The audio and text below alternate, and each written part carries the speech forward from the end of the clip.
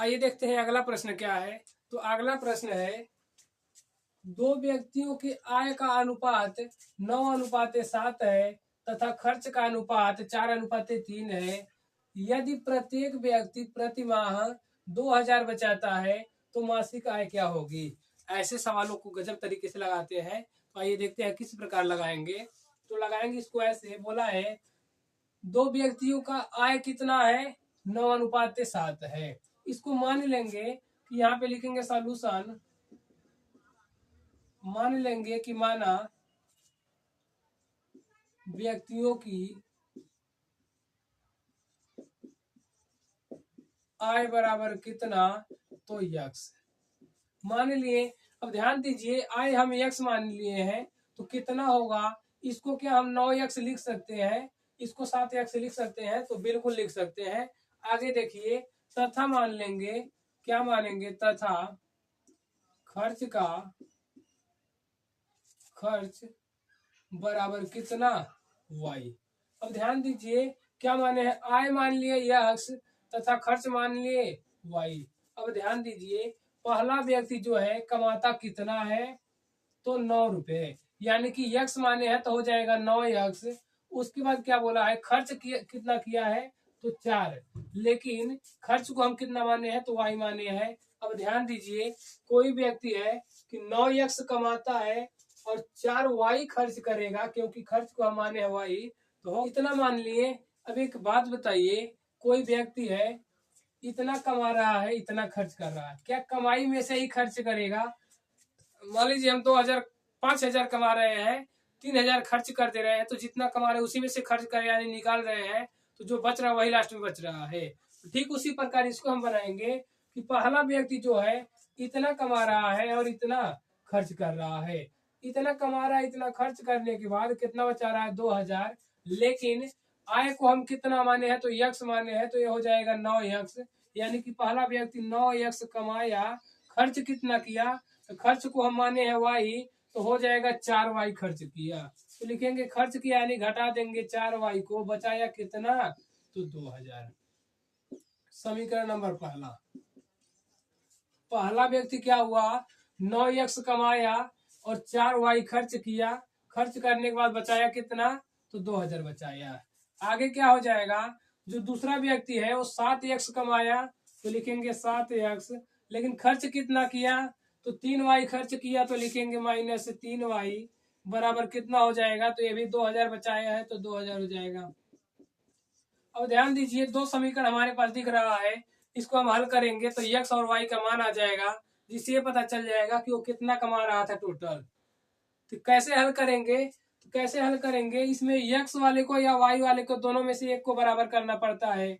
तो देखेंगे छोटा यही y वाला है, अगर इस समीकरण में हम 3 से गुणा कर दें और इस समीकरण में अगर हम 4 से गुणा कर दें, तो क्या 3 चौके 12 हो जाएगा y वाला और 4 तिया 12 हो जाएगा y वाला, दोनों समीकरण सेम हो जाएगा, तो बिल्कुल हो जाएगा। तो यही काम करेंगे, लिखेंगे समीकरण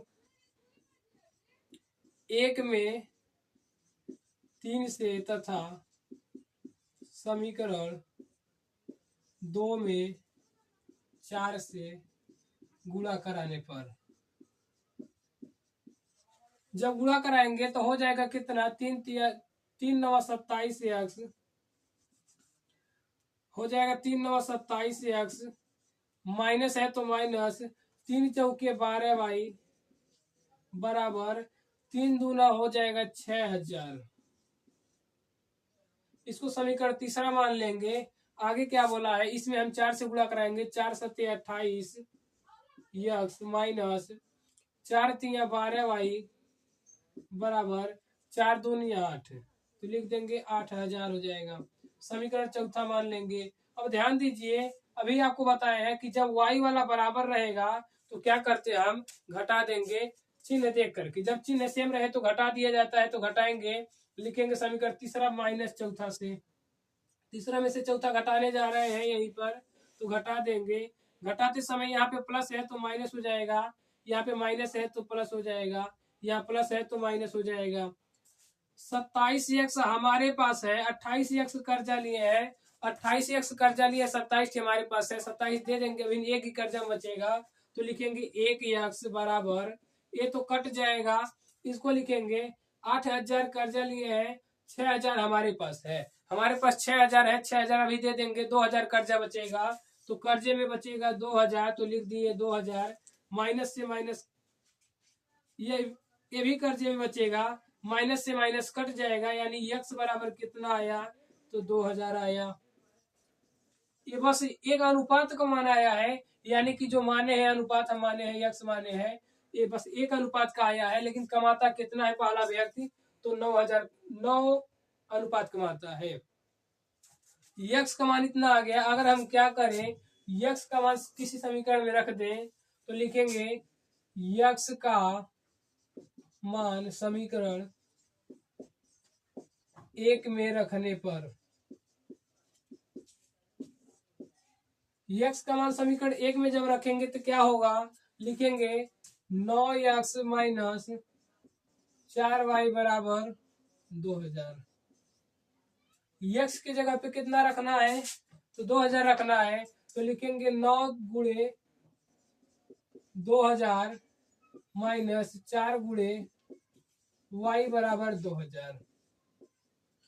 9 दूना 18,000 होगा, 18,000 को अगर उधर भेजेंगे तो क्या होगा, लिखेंगे यहाँ पे माइनस 4y बराबर 2,000, तो यहाँ पे रहेगा ही रहेगा, इसको वहां भेजेंगे, यहाँ पे प्लस में उधर जाएगा तो माइनस में, यानी कि आ जाएगा माइनस 18,000। अब ध्यान दीजिए, माइनस 4y बराबर हो जाएगा 2,000, हमारे पास 18,000 कर्जा लिए हैं, कर्जवा दे देंगे तो बचेगा अभी 16,000 कर्जे में बचेगा, तो लिखेंगे 16,000, माइनस से माइनस कट जाएगा, 4 इधर गुणे में है उधर जाएगा तो भाग में, 4 और यक्स के बीच में गुणा है उधर जाएगा तो भाग में, यानी y बराबर कितना आ जाएगा, तो 16,000 बटे आ जाएगा 4, 4 एक 4 और 4 चौके 16, y का मान कितना आया, तो 40,000 आ गया। अब ध्यान दीजिए, यक्स का मान 2,000 आया, y का मान 4,000 आया, लेकिन हम माने क्या थे, तो माने थे कि जो व्यक्ति कमाता है आय कितना, यक्स माने थे, यक्स का मान दिया है 2,000, लेकिन असलियत में कितना कमा रहा है, तो 9:7 कमा रहा है। y का मान आया है 4 और यक्स का मान आया है 2,000, y का मान आया है 4,000, यक्स का मान आया है 2,000, वो व्यक्ति कमाता कितना था, तो 9:7 में कमाता था, यानी पहला व्यक्ति कितना कमा रहा है, तो हम 2,000 से गुणा करेंगे, क्योंकि 2,000 कमा रहा है, तो हम 2,000 से लिखेंगे, पहला व्यक्ति 9 कमा रहा था, तो 9 गुणे 2,000 लिखेंगे, यानी कि 9 दूनी 18,000 आ गया।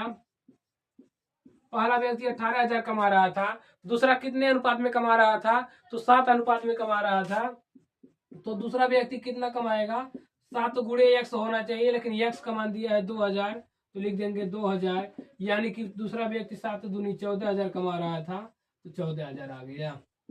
यही आपका आंसर हो जाएगा।